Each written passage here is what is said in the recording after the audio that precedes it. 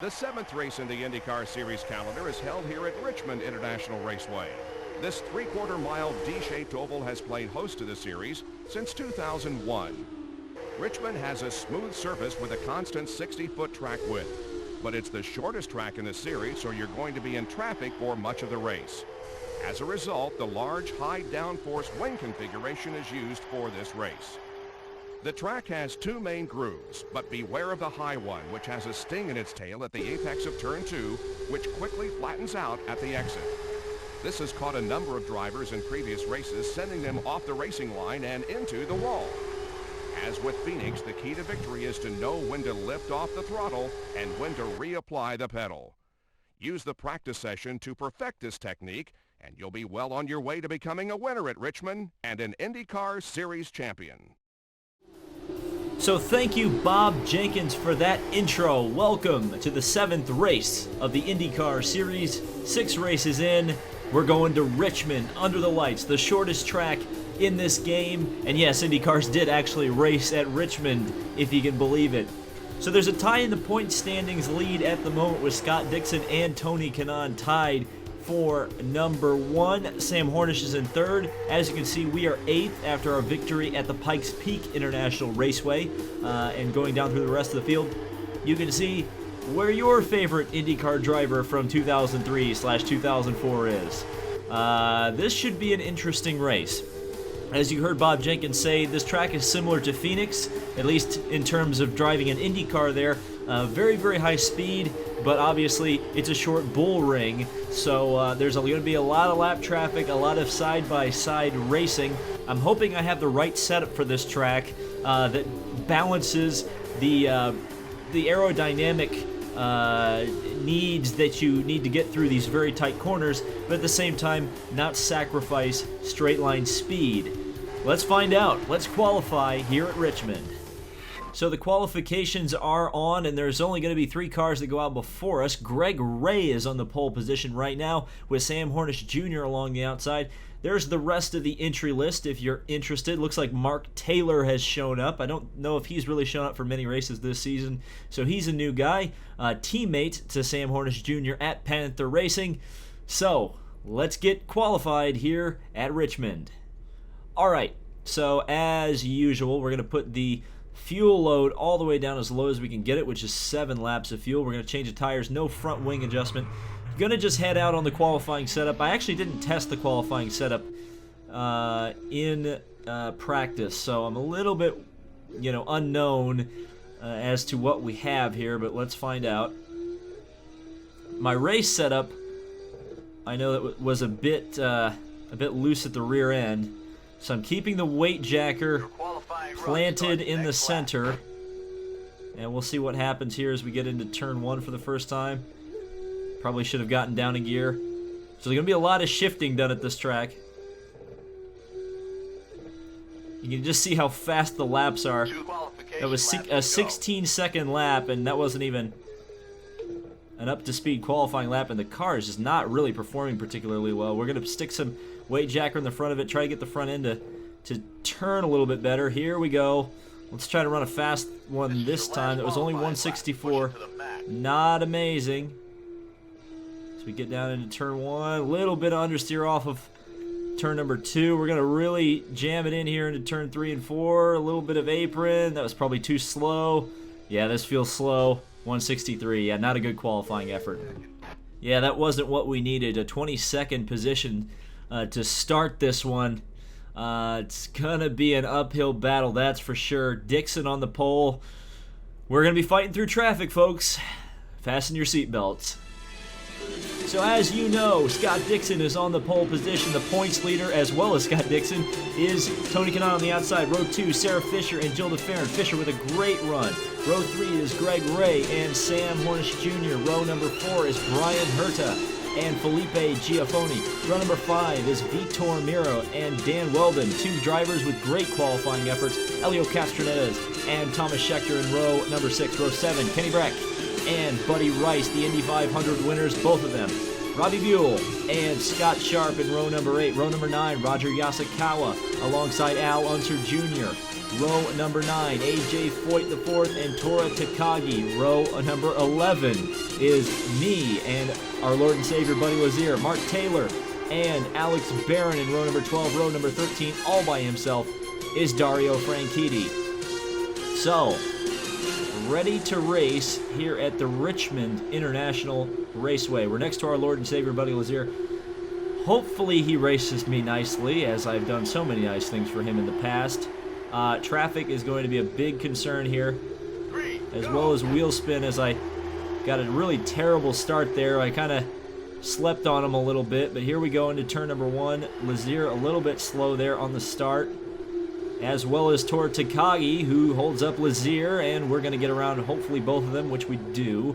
So now we're running a bit of a low line there, and now off of the corner, around one famous racing name, Unser, around another famous racing name, Foyt, and then contact a little bit with Robbie Buell, and he spins. Robbie Buell spins after contact with me, and that brings out the yellow. That brings out the yellow. Well, I was going to the front in a hurry, as you can see, but I got a little bit of contact there with Robbie Buell, and it forced him to pinch it off in the bottom of turn 2. He lost control and then made contact, heavy contact, with Alex Barron. Okay, so strategy call. The pits just opened under this yellow, as you saw in the yellow, of course. Robbie Buell was eliminated from the race. The other driver involved, Alex Barron, was not. He continues, but a lap down. But as you can see, everybody is pitting. Well, guess who's not going to pit? Yours truly. Come into the pits on your next lap. We've still got 29 laps on the fuel. So as far as I'm concerned, there's no real reason to come into the pits. I think we're going to take the green here and go for it. Well, if we can find the pace car, there's the green flag.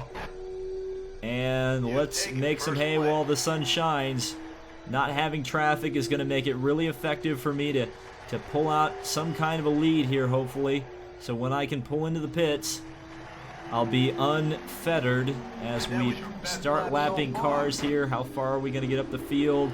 Looks like maybe to the front of the pack, maybe just a few cars ahead. There's definitely Alex Barron, who is a very slow car, as he was involved in the wreck, and he was last anyway.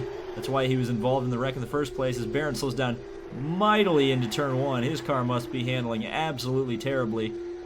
But we got around Barron, no problem. And now we set our sights on one of the target cars. Judging by the red rear wing, it is Thomas Schechter. Now I could be shifting up into 6th gear there, but no real reason to. It's just extra speed to carry into the corner that I really don't need at this moment. And here we go, about to lap this car. No, it looks like it is Dixon. It's Scott Dixon, the points leader, and the driver who was the pole sitter here, but we pass him relatively easily and put Scott Dixon a lap down. Now it looks like we're up behind Dario Franchitti, and it is Franchitti. And now Lazier going very slow, and Franchitti almost running into the back of Lazier. And we clear Dario. And now trying to get Lazier, which we will do. Diving to the inside of Tora Takagi, and now to Mark Taylor. The car is not stable down on the bottom. It felt like it was going to step out on me. And now to Foyt. Ooh. Foyt really was slow off of turn number 4. And this is just so difficult. It's so hard to pick through the traffic and not lose laps, lose time, I should say. We're 2 laps ahead of the race. As you can see, more cars coming into the pits that must have had some contact there. It looked like Castro Neves and Giaffone. As Alonso Jr. makes contact with me there on the inside. Thankfully, the veteran experience of Alonso Jr., he did not lose it underneath me. So we continue green. We've still got 20 laps to go here on the fuel. I'm going to shift up into 6th just for the reason of being able to... Here, now be careful here, Yasukawa. Don't you do anything stupid. And we're just going to drive into the corner, cut off Yasukawa, so we can't try to sneak to the inside there. We're going to shift up into 6th, get around Vitor Mira, down into 5th. And now we're starting to get the rhythm here, but again, the traffic is going to be so difficult. As Sharpie, looks like we're going to get around Sharp.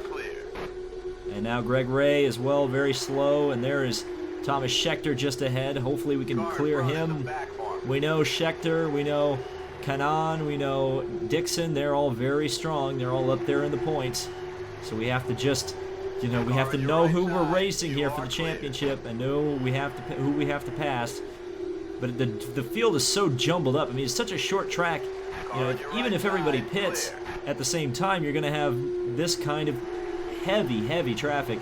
And Dixon is indeed the second place car on track as we just sneak in front of Herta. That was a little close in the mirrors there, but we do it. And we clear Herta.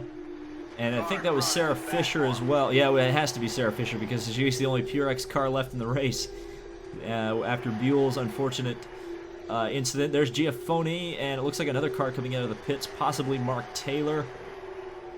Though it could be Hornish. And if it is Hornish, that's good because he's fallen further behind the race. Fastest lap of the race because we were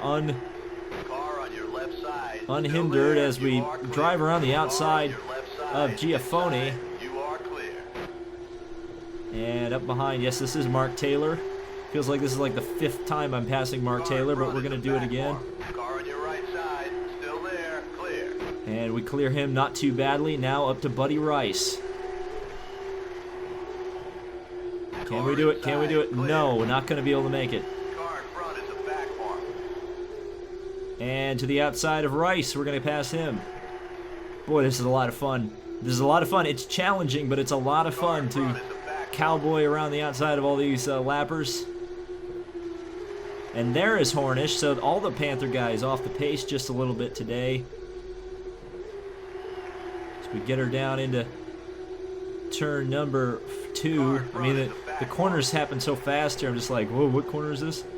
But you may have noticed that Herta was running. Herta is running in the 6th position. We've already got him 3 laps behind the race. We're passing Barron once again.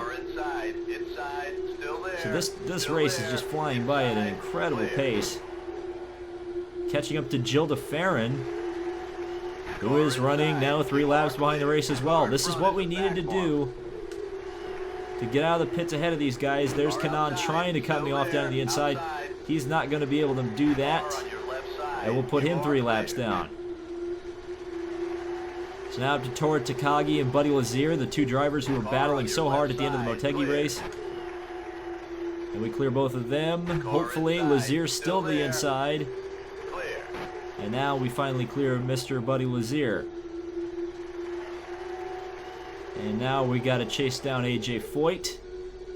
And he goes very slow here into turns 1 and 2. It seems like the AI really lift for turn 1. They don't necessarily need to. And that's Scott Dixon just ahead. That is the 2nd place man. We are about to put 3 laps behind the race. Just as we hit the halfway mark of the race. Whoa, and Dixon cut me off. We've been hit. Wow, that was so... Oh, and you think the NASCAR heat cautions are bad. Alright, so there was some harm, but little foul. Now we just need to get in the pits before a yellow or something comes out. We got to be at 60. Ah, for the love of God. That was not fun. Scott Dixon, you played me dirty. Always rice him clean, and he always rices me dirty. Alright, so we got to repair the damage. Thankfully, it's just going to be a front wing. No suspension damage, because that is what really kills you in these races. And since we're past the halfway point, no restarts, so we have to go. I did have to say full disclosure, I did restart the race once because I got screwed in a situation just like this where I got hit in traffic. Here we go. Front wing is off, and we're just waiting on the repairs to be finished. And off the jacks we go, so let's see how far the mighty have fallen here. Well, only 5th. 5th place, so not too bad. Not too bad. We can manage 5th. This is why we pushed like we did. Herta just passed me. You have to be very careful here on cold tires. Work the tires up to temperature and then go for it here in a couple laps. So if we lose time, we lose time. Right now, it's not a concern as Fisher tried to go around the outside. That was for position. Fisher runs 7th. That is Herta just ahead. And again, it's just going to be cautious stuff here. The first couple laps, building up tire temperature, building up tire pressure. And we're already starting to catch Herta, but there's still a little bit of understeer left in the car. So we just got to be cautious. We've got, you know, almost half the race to go here. And plenty of time to catch Dixon if we need to. So there we go, around the outside of Herta. Hopefully Herta hangs tough on the inside. He's going to maintain that position. But I think we'll get him here in turn 3 using Giafoni as a pick. Well, we didn't really need to use Giafoni as a pick. We're really running high on the racetrack, though. There's Herta to the inside, and now Giafoni becomes the pick I predicted him to be in turn 3 of the last lap. And now we move around him. Now we set our pursuits on the number 4 car of Sam Hornish Jr. And there are some cars coming into the pits clearly damaged. It looked like Unser and Yasukawa. I'm still not 100% confident in the tires, so we're just going to hold on to it here as there's some side-by-side action with Buddy Rice and Elio Castroneves as we go 3 wide down the main straightaway. Well, I guess people think that Elio's dead in this universe, which is ironic because he replaced Joey Logano, who's dead in the NASCAR 15 universe. That's funny how that works out. And now Mark Taylor is holding up his teammate so that I will be able to pass him. Thank you, Mark Taylor. What team are you on again? Apparently not Panther. As we're trying to get underneath him, we're going to go to the outside. That's probably a mistake. But we were racing with DeFerrin as Taylor was racing, trying to get by him for some reason. And we do get around DeFerrin. That is for 3rd place. So I believe now it's just Kanaan and Dixon standing in our way, and the tire pressures are up. So it's time to go. Alex Barron going very slow. Again, driver who was involved in one of the earlier accidents. We're not going to have to worry about him for very long. But we are going to have to worry about Tony Kanaan and Tora Takagi. Ooh, that was so close. But we're going to get Kanaan for 2nd. So now we can set our sights on Scott Dixon and go for the win here. Unfortunately, of course, with Kanaan and Dixon 1-2, it's going to mean we're not going to make up many points on them if we do indeed manage to pull off a victory here. But hey, a win's a win, baby. We get very high off of turn number 2. Drive it hard into turn number 3 around AJ Foyt. And there's Scott Dixon. We're going to be able to pass him almost at the line. That would have been a close finish. Yeah, exactly. Do you see the gap? 0, 0, 0, 0. That is close, folks, at the line. So now we can set sail. I just got to be careful in traffic, not lose any time to Dixon. Because if we get crashed, we're in big trouble. Because I don't have that 3-lap gap I had earlier. Vitor very slow. Got to be so careful in turn 1 because of how slow the AI drivers go into that corner. To the outside of Dario. We'll clear Dario. Should be able to. Barely cleared him, actually. We're already 3 seconds ahead of Scott Dixon, which is a good thing. You are 3.3 seconds ahead of Dixon.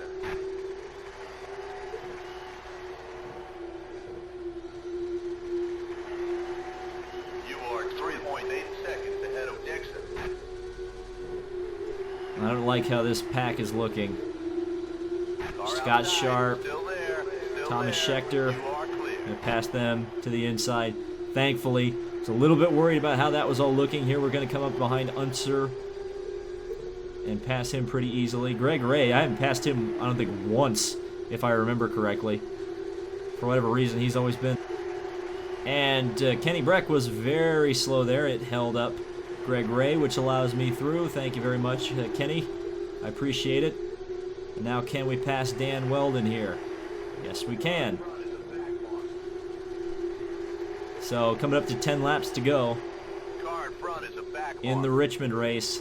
Trying to do 2 in a row here as we come up behind Sarah Fisher, who originally was trying to pass us for position when we came out of the pits. So we are really flying at the moment, but this is a big pack.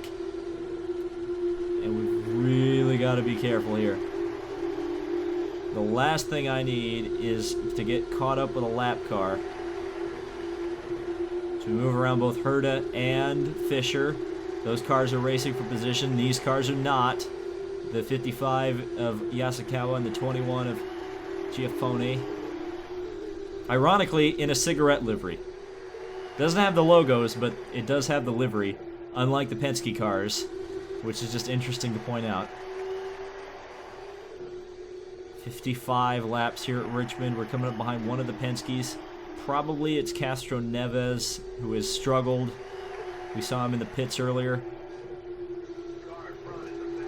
I'm fully aware that it's a back marker, and indeed it is Castro Neves by the red helmet. And we cut Castro Neves off.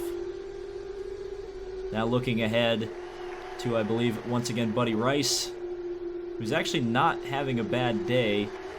He's kind of going pretty fast, actually, because he was racing with Castro Neves and is now quite clear of Castro Neves. And now up behind DeFerrin and the Panther Racing duo of Hornish and Taylor. Can we get around them? Well, we'll get around DeFerrin for sure. And now up to behind Panther Racing. Whoa, whoa, whoa, whoa, whoa, whoa, whoa, whoa.